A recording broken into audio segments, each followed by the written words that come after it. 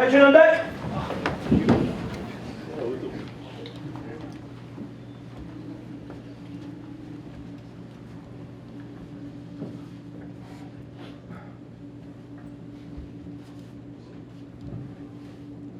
As you were.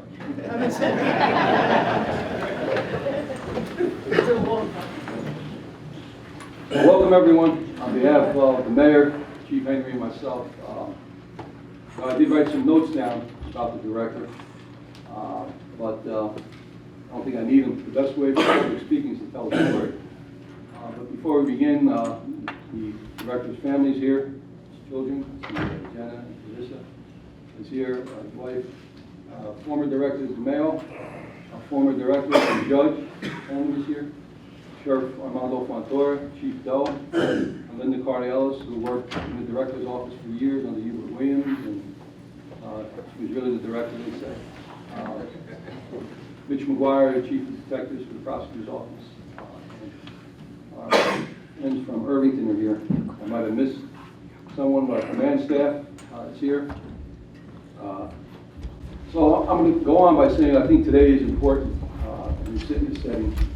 Because this room wouldn't have been here. Probably this building definitely wouldn't have been here if it wasn't for Joe Santiago. Some of you were on the job.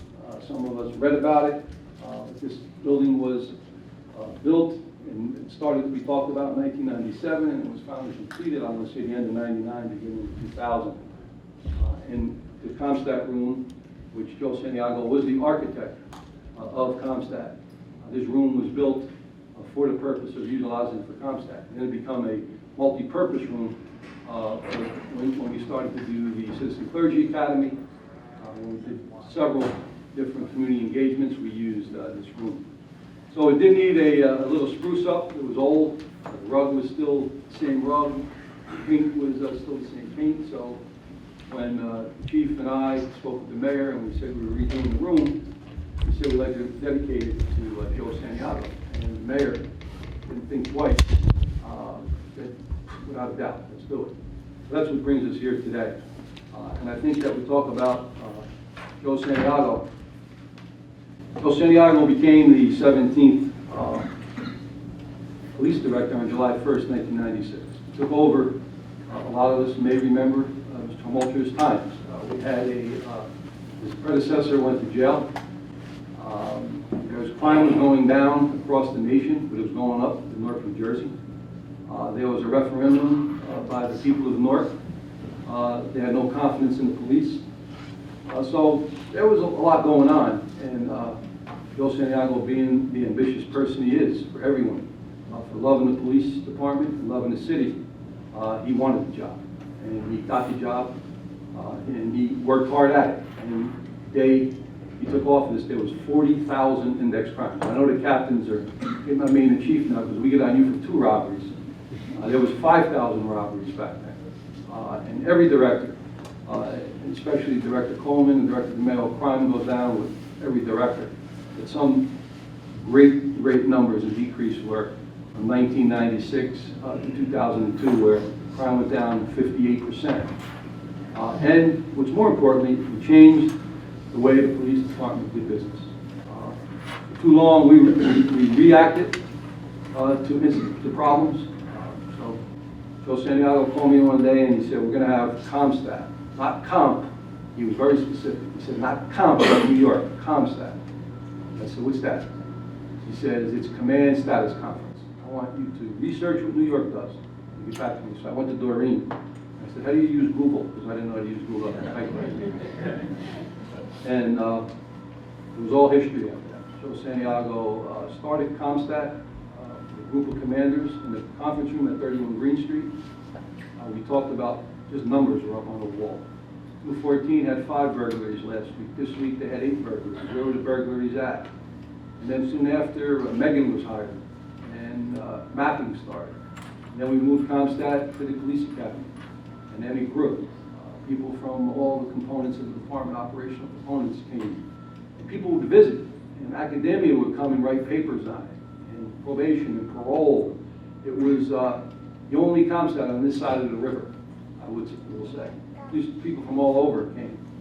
And Joe Santiago went on and went on, and it became, you know, Joe transformed the police department through several hundred transfers, retirements, terminations, crime, calls for service, community policing strategies.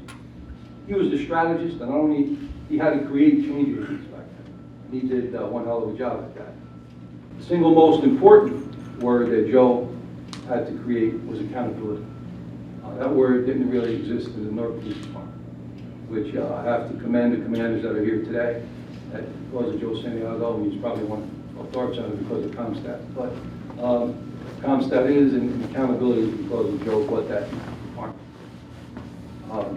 Comstat was every week on Thursday, and I gave you the history of where it was at. One thing I will say is Comstat definitely increased retirements and decreased crime. Newark was given the Safer City Award in 2001 under Director Santiago's leadership. Today, we have this room dedicated in his name because of his 37 years of his commitment. He became a police officer in 1969, May 5th. 3 years prior to that, he was a cadet working in the police department. So he started here in 1965. He gave a lot of time, cares about the city. So, you know, this is why it's important that we recognize Joe.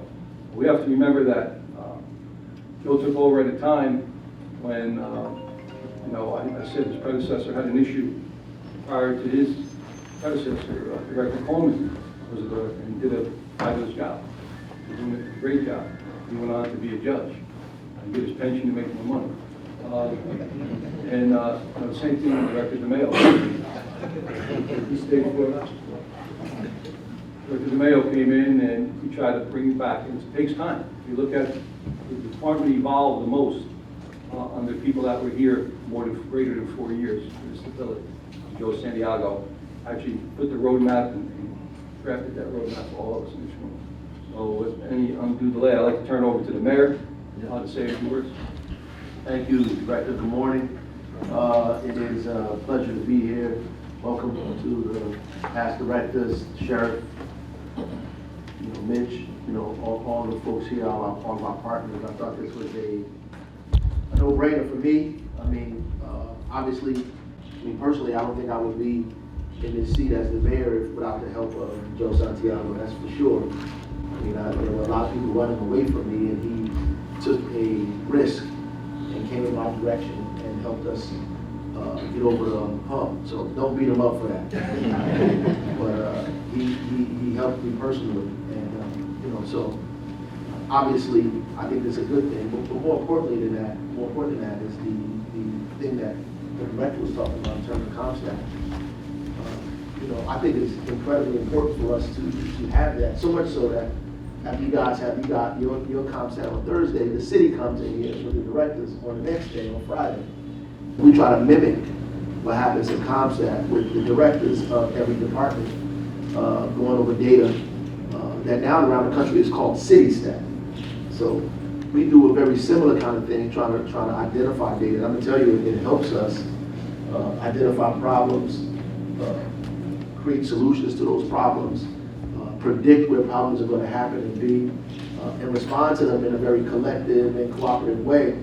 It doesn't mean that nothing bad happens. It means that we're always prepared to deal with it because we have all the minds at the table. We have the data in front of us, and obviously this room, that idea, that kind of culture doesn't exist here without Joe Santiago, and I understand that 100,000%. In fact, I was upset because our Comstat was not consistent. When I became the mayor, it was just, we would have it sometimes, it's always canceled. I get an email because I'm on an email chain, canceled.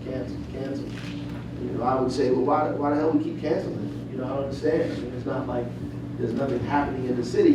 We need to stop canceling it and get in that room and talk about that stuff so we can have some solutions to these problems. And I know it's difficult, people don't want to do it, deal with the data, the numbers, but the data don't lie.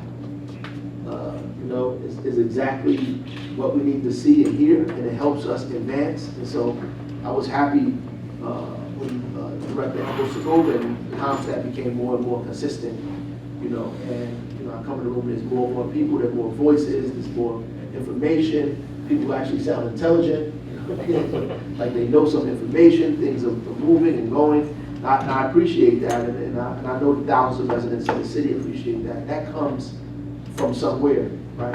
And the culture of the city, I think, of the police department, and I talked to the director about this, he attributes a lot of it to Santiago. The culture of the police department begins to change. You can just see the wall.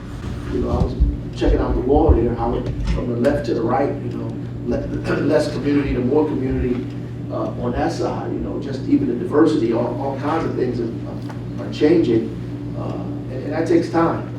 And you have to have somebody that's courageous enough to come in and say, we're going to make these changes. And obviously, I give a lot of credit to you, and we appreciate you. And this is just a small token of our thanks. It's probably a lot more we could and should be doing, but this will be here in the city forever and ever. People will know and attribute this building, this culture, this change to you. So thank you. Today is your day.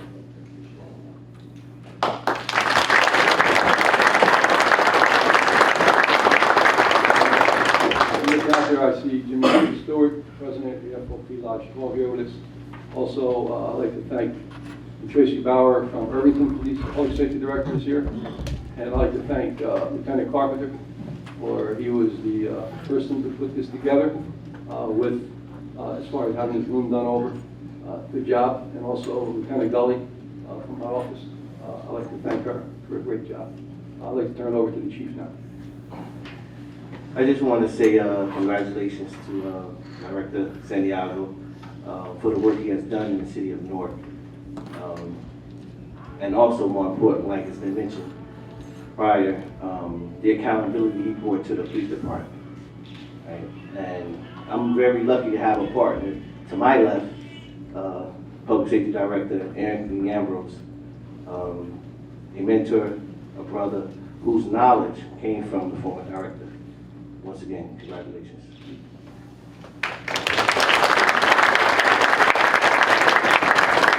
Every hour. 2 minutes.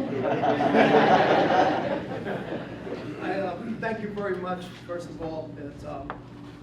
It's a great honor. Truly humbled. Came from humble beginnings. I think Anthony talked about it. I started in this business as a police cadet in 1965. I know most of you weren't even born. Newark was a different town. The department was different. The idea of being the director of that agency was a dream that a young kid had, never knowing that it would actually come true someday. So I want to thank the chief for coming up with this idea of naming this. I want to thank the mayor, obviously, for going along with it, and Chief Henry and the management team here for considering and remembering some of the things that we tried to do here. When Anthony first called me and told me about it, I was a little surprised, and we had done something for Hubert Williams, who was the gentleman that made a lot of the things that we did possible back at a time when Newark was defined by doing more with less, and facing significant challenges in the aftermath of 1967. The second phone call I made is I called my doctor, and I asked him, I said, is there something you're not telling me? When they name something Anthony, usually you're gone, so you're never here for that. Joji does that. And so being here and hearing these great words, it feels like, I'm attending my own eulogy, which is refreshing to hear what people have to say about you when you're gone. I've been gone from Newark almost 20 years, believe it or not. So I have a couple of things I want to say. I hope you bear with me. I had to write them down because I tried not to forget certain things and not to belabor the point. And I know the chief and the mayor and the director have other things to do today, but there was some things I don't think I'll get an opportunity to address with certain people, particularly the people in this room. So please bear with me. As I talked about my Newark journey, or people that are not here, some are here, that I want to be able to talk about. My first one that I talked about, he's not here today, is John Cross. I know you don't know who he is. He was a gentleman that came up in the ranks of the Newark Police Department, and Megan knows him. He was deputy chief, chief of staff to the chief. You know, back in the day, in the 60s, and I think Mondo will tell you this, it wasn't exactly a meritocracy. It was who you knew and who stood up for you. And there were things called, people either had a rabbi or a godfather. Or for whatever the reason, John Cross sought to take care of me and look after me. So I had an Irish godfather. And he's the guy that put me in different, or gave me different opportunities to try to show what talent I had and how I could make a difference. Brought me into team police. I got to work with Armando Fontoura. I got to work with Claude Coleman, Charlie Knox. I think team policing had 3 directors working team. So I want to be able to acknowledge John for that. My original crew, I was an OG before they called OGs. I had a crew that followed me throughout my career that developed after the aftermath of housing. I don't know some of them here or not. Michael Simeone, Butchie Esposito, Lenny McGee, my good friend Charlie Wilson, who passed away a few years ago, Bobby Montalbano. Those are people that throughout my career were there for me and worked with me and tried to do the things I needed to be done. Hubert Williams brought me into his office. Even though I was a union leader, we had marched around City Hall demanding we had a new director. He brought me in his office anyway, whether I wanted to come or not. And I was accepted into what was called then the A team. You know, Mayor Gibson, Mondo Fontour, Charlie Knox, I think Claude, you were there as a legal analyst. Our good friend who's gone also, George Dickshire. And I was part of that. And they accepted me into that team, and we struggled and we strived because North didn't have a lot going on then. And we were told you can do anything you want as long as it doesn't cost money or it doesn't take resources. Yeah. I can tell you one story, but I want to tell you a story. I become to work for Hubert, and Hubert had grand plans, and so I sat there and I wrote up, I can't remember what it was, some grand plan about using resources, and it might have been about promotions and some grand strategy. And it takes me over, and I had never been to the mayor's office, and we do a presentation to Mayor Gibson, and he said, "This is really good, sounds good." He goes, "Let me just call my budget guy," and he calls in Tom Banker, who is the assistant BA. And Tom Banker comes in, and he starts smirking after he listens to the plan. He goes, "Yeah, well, you need money for that. I just spent all the money giving the SOA raises. So there's no money, the plan can't be done." So we leave City Hall, we walk back, and the director's hanging his head. I'm like, oh, I can't believe this happened. Walk up to the office, and upstairs we were on 31 Green Street then. Fontour is there. He called Knox, and Dick shied him from the commands. Pops wine, he's cutting cheeses. We have Portuguese pastries. And they're sitting there drinking and laughing. I'm sitting on the couch. I'm like, I can't believe you guys are like laughing and joking. I said, we just got our asses kicked. And Fontour says to me, "Oh, we always get our asses kicked." He goes, "We celebrate defeat in this place. If we waited for a victory, we'd never have a victory." So that's essentially, Claude, you remember what it was like back then. So we celebrated defeats on a regular basis, I might add, and the wine flowed. Also in that office are 2 people I see here, John Doe and Maria Cardiellos. Maria was the baby bull, just got her master's degree from Rutgers. John was, the first time I met John, I threw him out of his office. He was a sergeant there, and we were part of Hubert's dream to get things done, such as fear reduction and all those other things. And again, more with less. The necessity is the motherhood of invention, because we didn't have money, we didn't have people. Part of my North journey, obviously he's not here, Mayor Sharp James. The best BA in the history of business administrators, Glenn Grant, Judge Grant. Obviously, if it wasn't for those 2 gentlemen, I would not have realized the dream to be the police director. Yet another story, I go for this interview up at the North Club. The first thing I went up there was no one up there. So I thought it was going to be a mob hit. There was no paper on the ground, but that must be a mob hit. I'm the only one up here. And after like a 3-hour interview, Sharp James asked me, "Are you ready to become the police director of your police department?" And I remember telling him, "Are you ready for me to be the police director?" And from then on, things changed with the help of both the mayor and the DA. Again, we had another crew, my security guys, Bobby Wise, Jerry Knapp. I don't know if Jerry made it here today. Too early for Jerry. He'll be here about 3:30 at the hour. And the rest of the people that worked with me, they became part of my family. As a matter of fact, they were my wedding, when I got married, they were all in my bridal party, just to show you how close we became. I had New Jersey State Police Group, Roman Deasy texted me yesterday, my chief of staff, she couldn't be here. And she was instrumental in helping me out during a really tough time in my life. My Trenton journey, I had a Trenton journey after that. Mayor Palmer, I know, is not here, and Adrian Mendez were two people that worked very hard. Mayor Palmer and I became extremely close. Where is it? Right here. Who? Adrian. Hey, there's Adrian. Hi, Adrian. Thank you. Now, another story, Mayor Palmer, this was October of 2002. A magazine, New Jersey magazine, had come out and talked about people who were going to be the most significant players into the 21st century. And I was ranked number 11. 2 weeks later, I lost my job as a state police superintendent. Anybody I called wouldn't answer, and the phone didn't ring, even if I had the phone. And I remember the day that I had to resign, a long, tough day. Anthony Ambrose comes up, Jerry Knapp, a group of them come up. It was like an Irish funeral.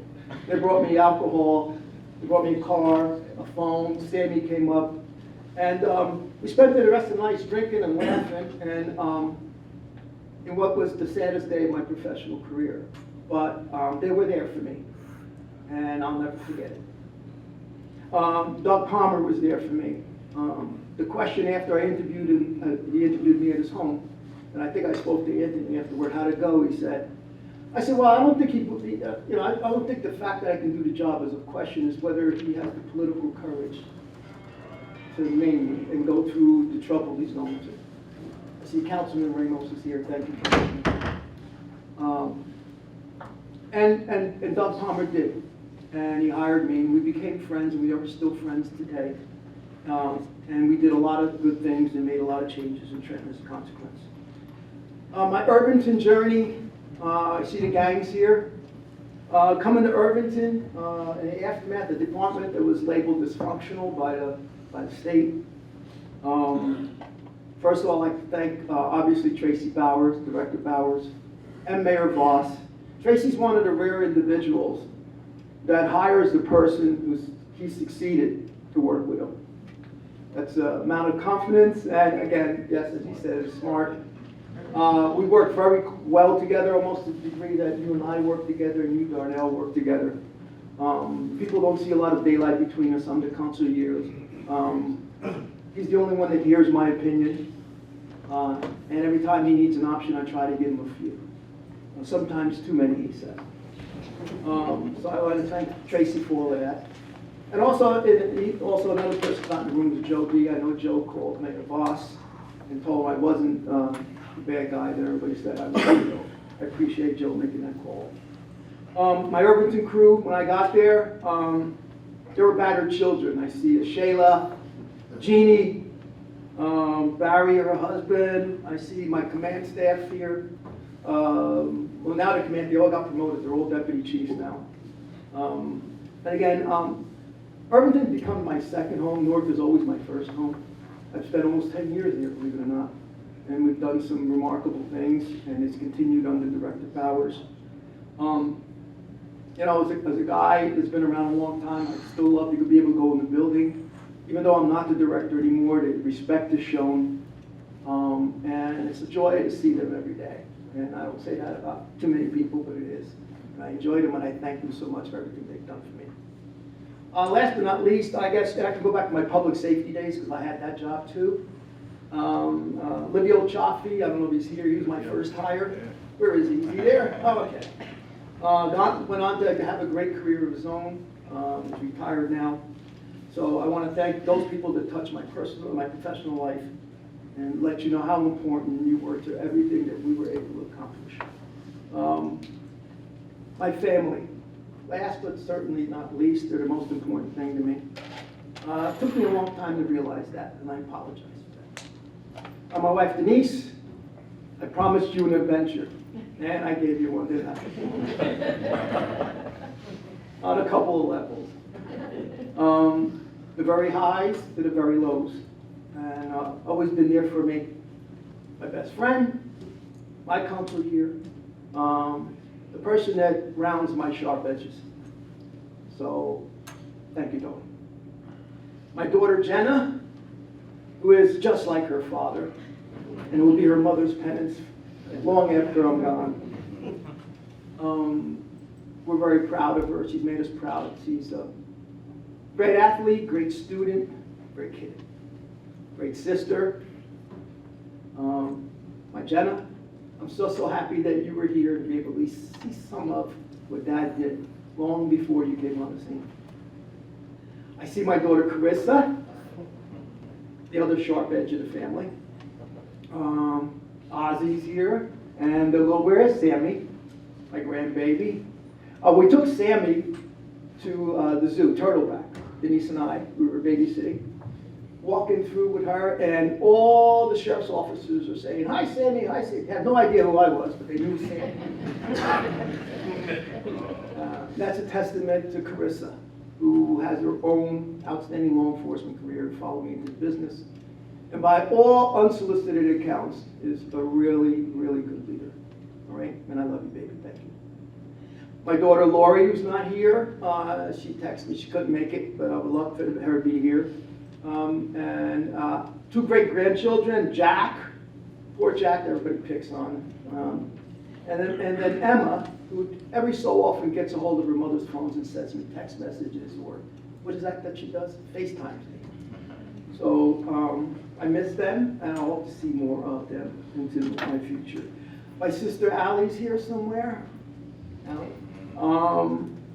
Allie's to come. My brother-in-law Lou, who couldn't make it here. And then Allie's got two wonderful kids. Vincent, who's nice, he's normal, he's a teacher. And then we have the abnormal, which is Gabriella. She's a sheriff's officer, followed us into the business and works for Armando. Okay, I have great nieces and nephews. My brother Paul, who couldn't make it here, he's a little busy right now. My sister-in-law Jackie. And I have two great nephews. I have Paul Jr. and Gia, who just got married and is starting her own future. So that's my family. And that's the key people that, if I forgot anybody, I certainly apologize. I know. Your third cousin.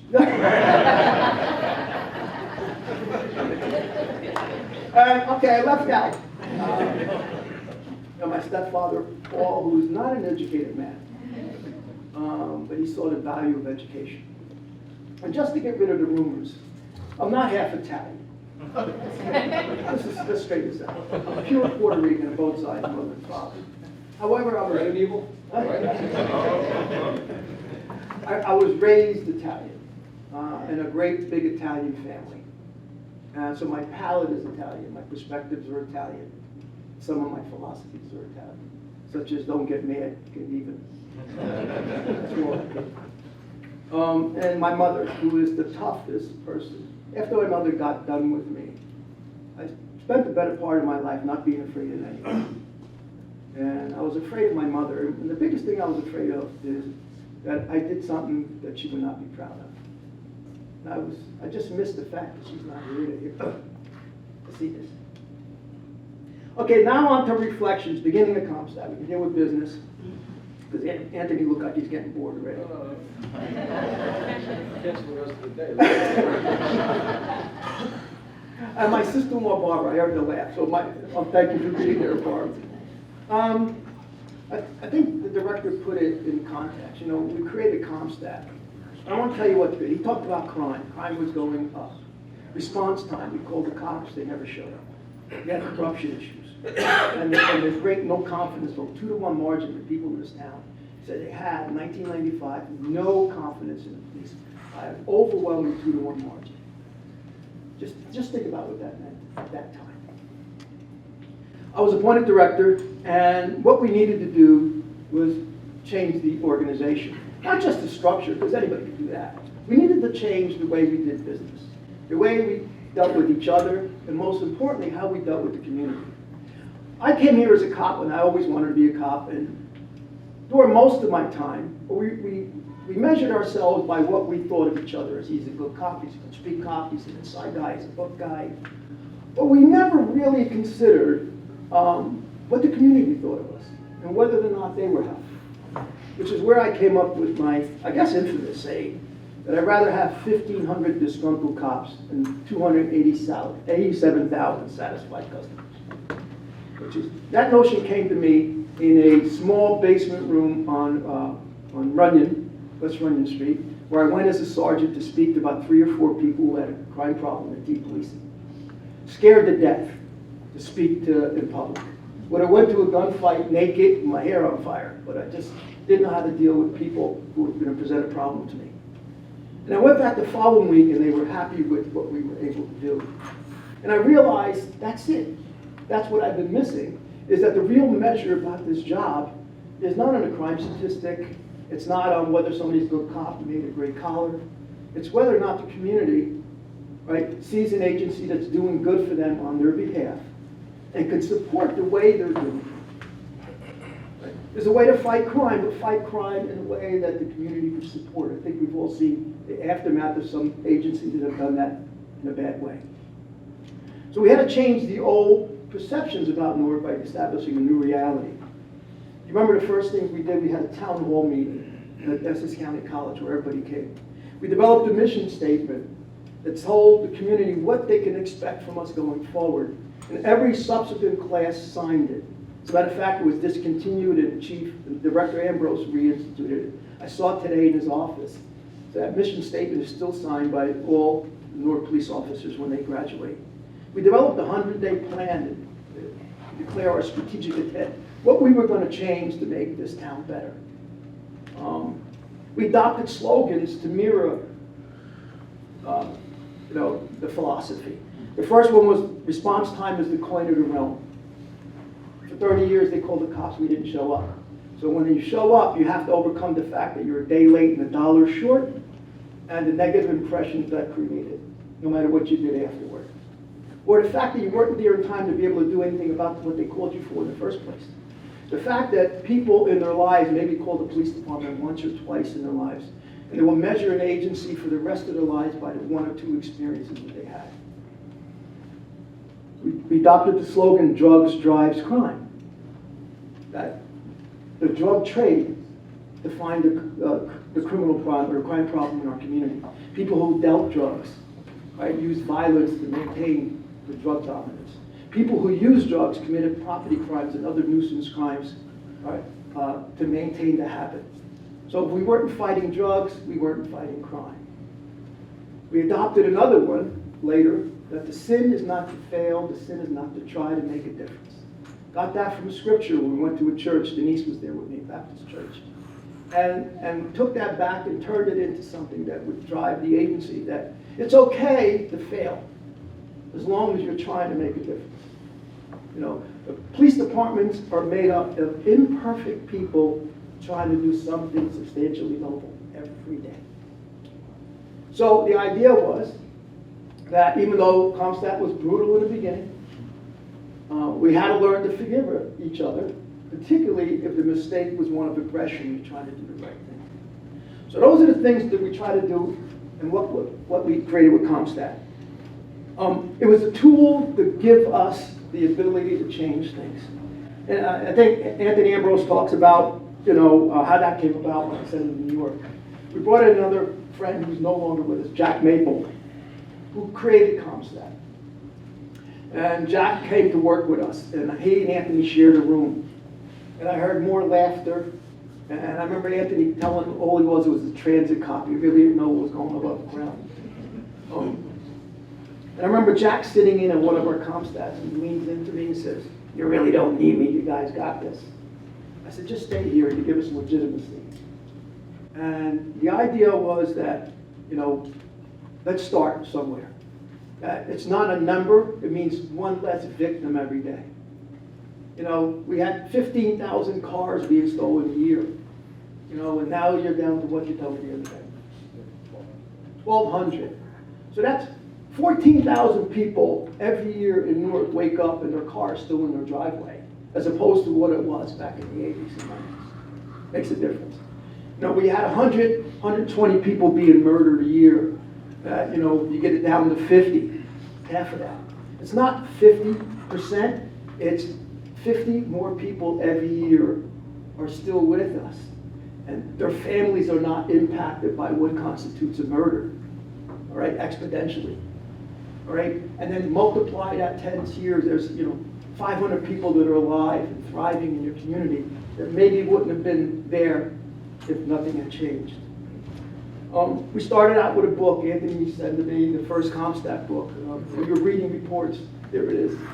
Man, we were neophytes. We were making it up as we went along.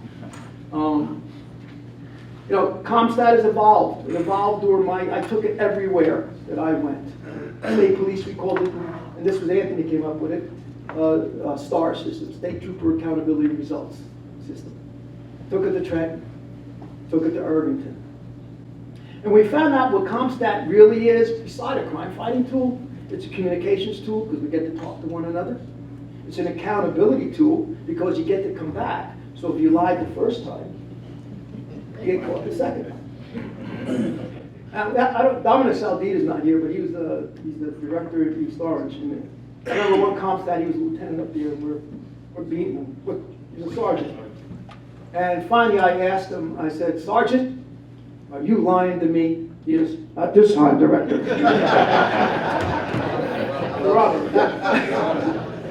So, that was one of the few moments when Comstat came to a stop after Dominic said that. It's an evaluation tool. You measure your people. You don't have to depend on anecdotal information about who's good and valuable to the organization. You can see it every day.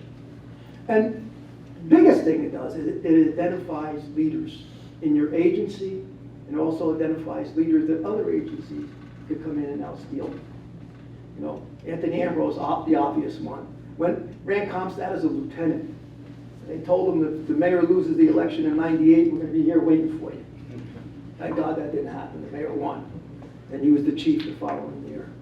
But went on to lead the Essex County Prosecutor's Office, and the mayor was astute enough to bring him back. Dominic Saldita, as I mentioned earlier, went on to East Orange. Danny DiLorenzi was promoted here as a deputy chief, now runs MetLife Stadium. And others that have gone on from here and excelled and were identified through the Comstat process. As I talked about, it's evolved. When we first came here, it was more like let the beatings commence. It was a tough, people marched off the stage and retired. Where is it, John? I see John. Some people marched off, went into that side room and threw up.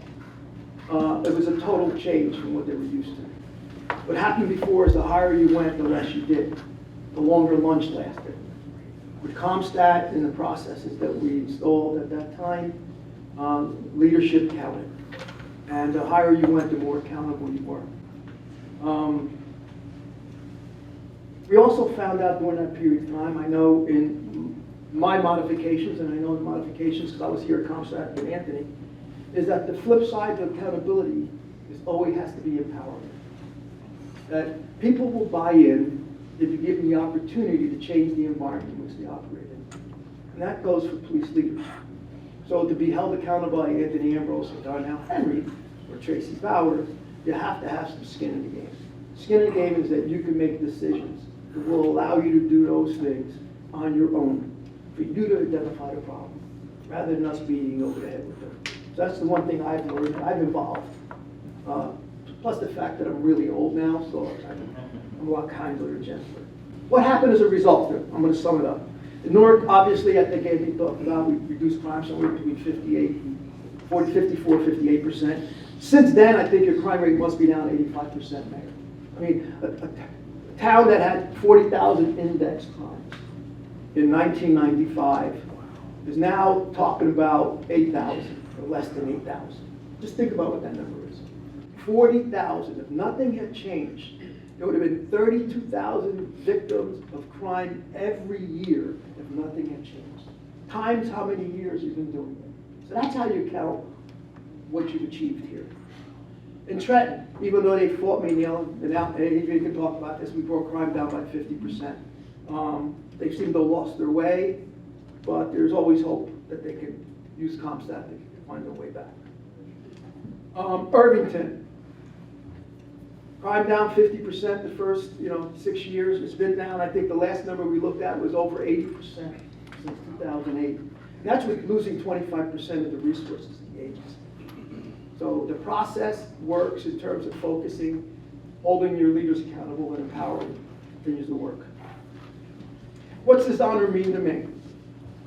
Well, I think as the director talked about, this building became operational, and I have it in here, December 19th, 1999.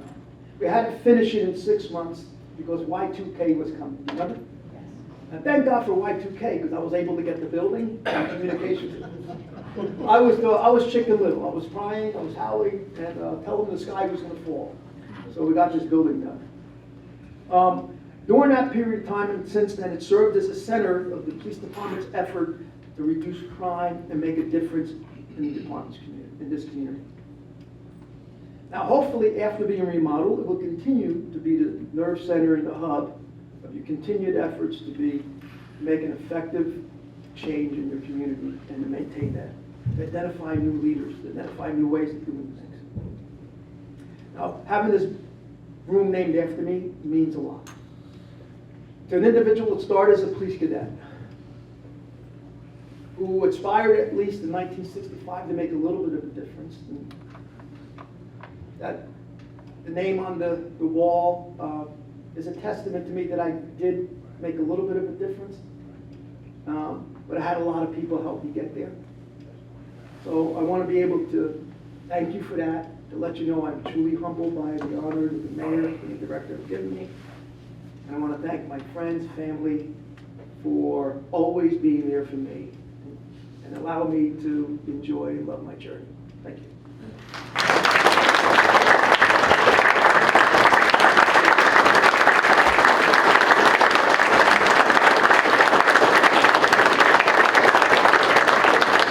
Thank you, Warren. That was good. I just want to have a few more speakers. The person that calls me every day and wants to know how many Hispanics got transferred, how many Hispanics are here, how many Hispanics have new cars. The dude's late, but a Hispanic councilman, and he's like my brother, Inigo Ramos.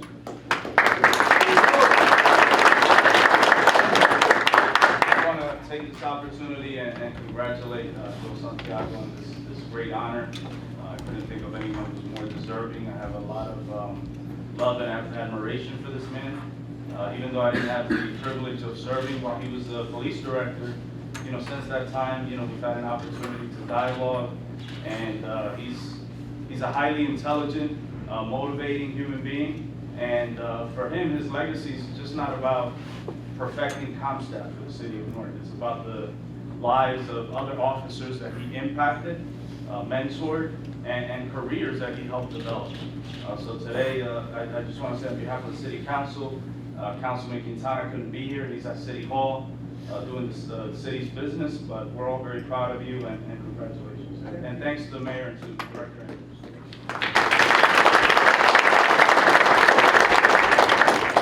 Sheriff Fontoura, say a few words.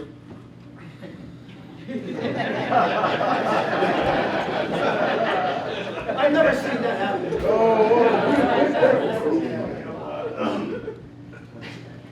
This great city of ours is thriving.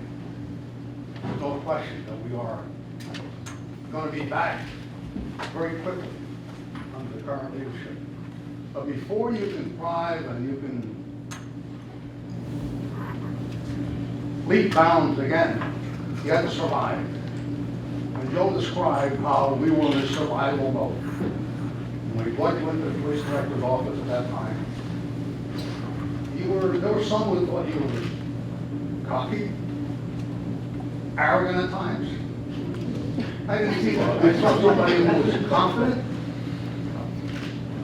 unafraid, fearless, who sometimes will pull the pin on a grenade and allow it and not worry about it.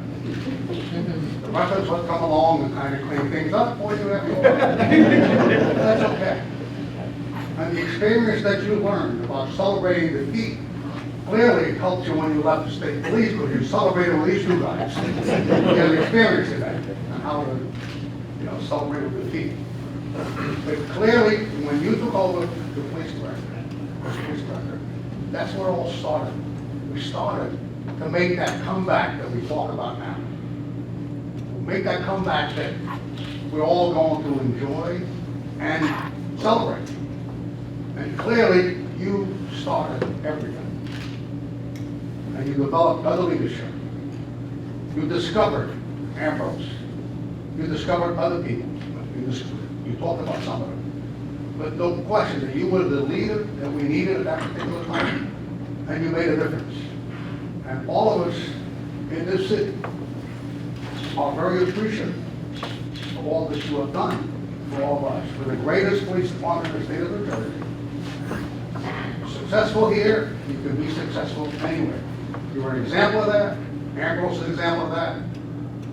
Coleman, DeMayo, just to name a few. But we appreciate your leadership, and we thank you for it, and thank you for being a friend. God bless you.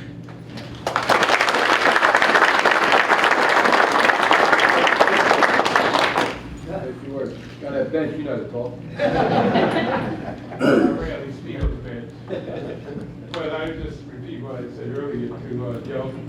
Congratulations, you certainly deserve it. And to repeat some of what the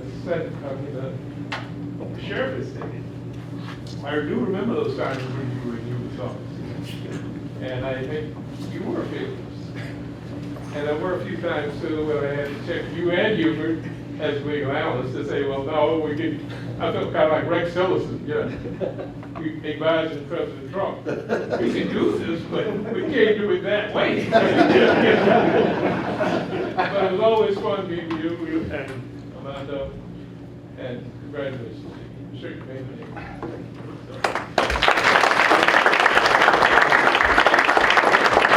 So I had the opportunity to sit at that end of the table and at this end of the table on the director sitting out. And I gotta tell you, it's a hell of a lot more pleasant at this end. But what this room and working under the leadership of Director Santiago did was prepare me for the next level of my career. Going from captain to deputy chief to director, and being able to take the philosophies and what we've learned here in this agency, which I consider to be the best agency in the state of New Jersey, to another city, and have them be in awe at what operates in this police department. So Joe, I think a really telling thing is that, like everyone said here, you change the way we do business, change the way we track crime, change the culture of the agency. But what's more impressive is that after you left, the culture remained. Anybody can change the culture or change the way you do business, but for that agency to keep it going that way and respect your philosophies long after you're gone says a lot about you and your leadership. So thank you for all you've done for me and the rest of us here. Thank you. Ambrose whispered me while you were talking. He says that you and I were never the chief. I was never a deputy chief. We were the operations guys, but we were never the chief. Yes. Look for McCarthy. I'd just like to have John Doe say a few words. John Doe was a friend for a long time with Joe Santiago. If there was any time that we should have charged Joe with abuse, it should have been on John Doe in the days. But John, say a few words. I'm not going to be able to overcome what the sheriff, Director DeMayo, Lloyd Coleman, or any of you said, except that I thank you, Joe, for letting me be part of this journey in policing in New Jersey. So thank you so much.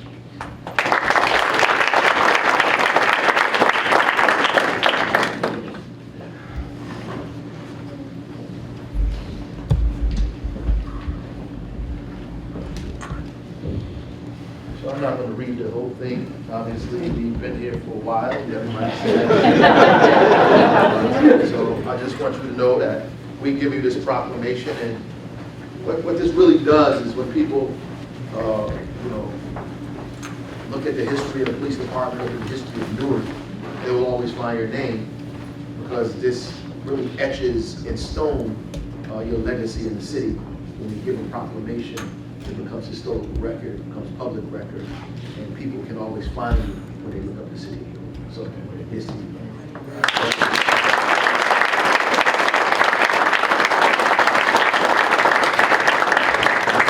All right, well now unveil the plaque that will remain on the wall, naming this room. You can just step over there and you bring your family, your wife,